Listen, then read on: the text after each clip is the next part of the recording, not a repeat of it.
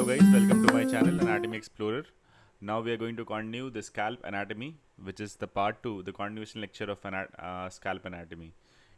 In this lecture हम लोग cover करेंगे nerve supply, blood supply और clinical correlation of scalp. तो गाइज हम बात करेंगे नर्व सप्लाई के बारे में. Nerve supply of the scalp को दो पार्ट में बांटा गया है, सेंसरी सप्लाई और मोटर सप्लाई. तो गाइज अगर हम बात करें sensory supply of the scalp की, तो स्कैल्प के दोनों side, on each side of the scalp it is supplied by 8 sensory nerves. 8 sensory nerves की बात करें तो कौन कौन से? 4 सेंसरी नर्व फ्रंट में सप्लाई करेगा, जो डिराइव्ड किससे है? डिराइव्ड है ट्राइजेमिनल नर्व से. और 4 सेंसरी नर्व बिहाइंड यानी पोस्टीरियरली सप्लाइड किया गया है, which is derived from second and third cervical nerve. अब हम बात करते हैं सेंसरी नर्व जो डिराइव्ड है ट्राइजेमिनल नर्व से. सबसे पहले फ्रॉम द सेंटर से स्टार्ट करेंगे तो सबसे ऊपर supra trochlear nerve, supra orbital nerve, zygomaticotemporal nerve, auriculotemporal nerve. अगर हम बिहाइंड की बात करें, पोस्टीरियरली देखें तो पोस्टीरियरली सप्लाई किए जाते हैं 4 सेंसरी नर्व से.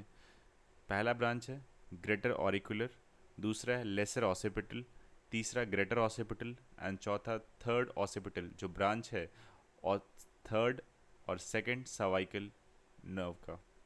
अब अगर हम बात करें motor supply of the scalp के बारे में, तो motor supply of the scalp is supplied by two branches of facial nerve, temporal branch of facial nerve and posterior auricular branch of facial nerve. Temporal branch of facial nerve supply करता है frontal bellies को in front of the auricle, और behind the auricle की बात करें, posterior auricular branch of facial nerve का जो supply करता है ऑसिपिटल बेलीज को फॉर द मोटर सप्लाई. अब अगर हम आर्टेरियल सप्लाई की बात करें तो arterial supply in front of the scalp और बिहाइंड द स्कैल्प में बांटा गया है. इन फ्रंट ऑफ द स्कैल्प की बात करें, फ्रॉम द सेंटर सबसे पहला सब आर्टेरियल सप्लाई होगा supra trochlear artery, then supra orbital artery and then तीसरा सुपरफिशियल टेम्पोरल आर्टरी. और अगर हम बात करें बिहाइंड द स्कैल्प की बात करें तो posterior auricular artery and occipital artery. अब हम बात करते हैं ये ब्रांचेस किसके ब्रांचेस हैं. सुप्रा ट्रॉक्लियर आर्टरी और सुप्रा ऑर्बिटल आर्टरी ब्रांच है इंटरनल कैरोटिड आर्टरी का, और superficial temporal artery, posterior auricular artery और ऑसिपिटल आर्टरी ब्रांच है एक्सटर्नल कैरोटिड आर्टरी का. अब अगर हम बात करें वीनस ड्रेनेज के बारे में, तो वीनस ड्रेनेज के बारे में बात करेंगे तो टोटल 4 इंपॉर्टेंट वेन्स हैं. कौन कौन से? Supra trochlear and supra orbital vein, superficial temporal vein and posterior auricular vein and occipital vein. अगर सबसे पहला बात करते हैं सुप्रा ट्रॉक्लियर और सुप्रा ऑर्बिटल वेन के बारे में. सुप्रा ट्रॉक्लियर और सुप्रा ऑर्बिटल वेन ज्वाइन करता है at the angle of I and form करता है कौन सा वेन? फेशियल वेन फॉर्म करता है. फेशियल वेन फर्दर डिसेंड कर देता है डाउनवर्ड. फर्दर हम बात करें सुपरफिशियल टेम्पोरल वेन के बारे में, सुपरफिशियल टेम्पोरल वेन ज्वाइन करता है मैक्सिलरी वेन को और फॉर्म करता है retromandibular vein. Further retromandibular vein दो पार्ट में डिवाइड हो जाता है, anterior division and posterior division. अगर हम एंटीरियर डिवीजन की बात करें तो anterior division of retromandibular vein join करता है किसको? फेशियल वेन को, और फॉर्म करता है कॉमन फेशियल वेन जो फर्दर ड्रेन कर देगा इंटरनल जुगुलर वेन के अंदर. फिर उसके बाद दूसरा डिवीजन है रेट्रोमैंडिबुलर वेन का, जिसका नाम है posterior division of retromandibular vein, जो ज्वाइन करता है पोस्टीरियर ऑरिकुलर वेन को और joins to form what? External jugular vein. External jugular vein which further drains into subclavian vein. अगर हम बात करें ऑसिपिटल वेन के बारे में, तो ऑसिपिटल वेन टर्मिनेट करता है सब ऑसिपिटल वीनस प्लेक्सस के रूप में टर्मिनेट हो जाता है. अब अगर हम बात करें इमेसरी वेन्स के बारे में, इमेसरी वेन्स क्या होता है?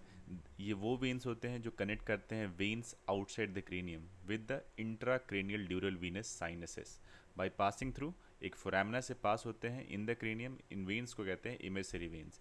इमेसरी वेन्स की बात करें स्कैल्प के अंदर, on the mid line on both the side 2 sets of emissary vein पाए जाते हैं.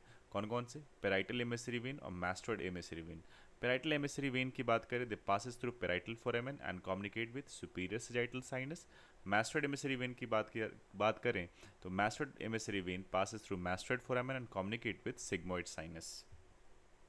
अब गाइस अगर हम बात करें लिम्फेटिक ड्रेनेज के बारे में, तो लिम्फेटिक ड्रेनेज को दो पार्ट में समझना होता है, anterior part of the scalp और posterior part of the scalp में क्या होता है. Anterior part of the scalp में जितने भी लिम्फ होते हैं वो ड्रेन होते हैं प्री ऑरिकुलर और सुपरफिशियल पैरेटेड लिम्फ नोड्स में. और posterior part of the scalp की बात करें तो यहाँ पे जितने भी लिम्फ बनते हैं ये ड्रेन होते हैं कहाँ पे? पोस्टीरियर ऑरिकुलर या mastoid and occipital lymph nodes के अंदर. गाइस तब हम बात करेंगे इंपॉर्टेंट क्लिनिकल कोरिलेशंस के बारे में, जो है ब्लैक आई. ब्लैक आई में क्या? एक सिंपल है, एनी इंजरी कोई किसी भी तरह का इंजरी और डैमेज होता है स्कैल्प को, तो ब्लड कहाँ जाकर एक्यूमुलेट हो जाएगा, लूज एरिकुलर लेयर में।